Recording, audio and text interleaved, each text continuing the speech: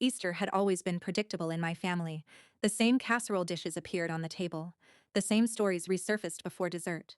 And somehow, no matter how many years passed, everyone slipped back into the versions of themselves they'd been assigned decades earlier. Mine was simple, the quiet brother, the one who worked with computers.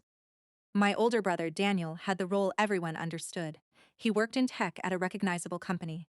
His job title sounded impressive, his hours sounded exhausting. People nodded when he talked because they knew the language: promotions, venture capital, product launches. My work never fit into easy conversation. I had helped build a small software company with a handful of friends years earlier. We weren't flashy. We almost never talked publicly about what we were doing. Most of my relatives assumed I was still doing freelance programming because I'd stopped trying to correct them.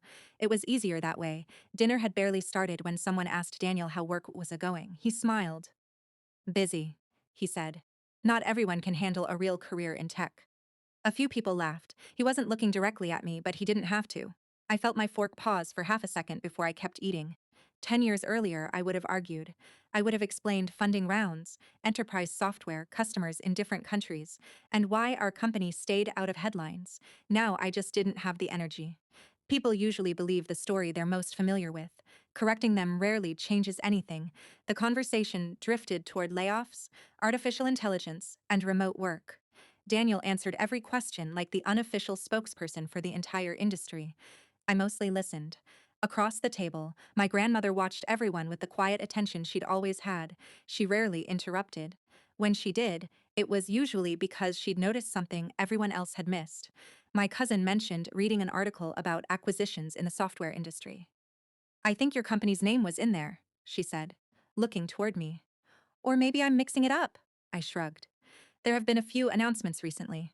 Grandma looked back and forth between us, her forehead wrinkled. Then, in the most ordinary voice imaginable, she asked, "Is that why your company just bought his?"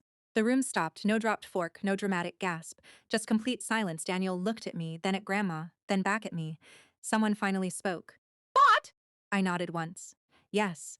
Nobody said anything for another few seconds. It wasn't a secret. The acquisition had been public for weeks. Industry publications had covered it. Employees at both companies already knew. I'd simply never thought it belonged at Easter dinner. An uncle leaned forward. "I thought you worked there." "I helped start the company," I said. "I'm still there." Another pause. "So, you're part of the leadership team?" "I am." The questions changed after that, not because I answered differently, because people were listening differently. Daniel stayed unusually quiet. He wasn't embarrassed as much as recalculating. For years, our family had compared us using incomplete information. He'd believed the same version everyone else had. Maybe because I'd never challenged it. Maybe because it was comfortable. Eventually, he cleared his throat. "I didn't realize the acquisition was yours." "I know," I said. There wasn't much else to add. Grandma looked genuinely puzzled. "I thought everyone knew." I smiled. "I never really talked about work." She nodded as though that explained everything. To her, it probably did. Dessert arrived.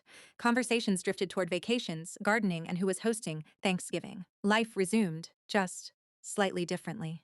When I was leaving, Daniel caught up with me outside. "I guess I've been making assumptions. So have a lot of people."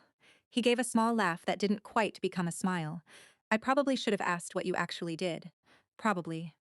Neither of us apologized. Neither of us needed to. Some conversations don't end with perfect understanding. They simply leave less room for old stories. Driving home, I realized the acquisition hadn't changed how I saw myself. That had happened years earlier. Somewhere between building a company from borrowed desks and learning that quiet work often speaks long before the people doing it ever have to. The only thing that changed that Easter was everyone else's version of me. And strangely, by then that mattered the least.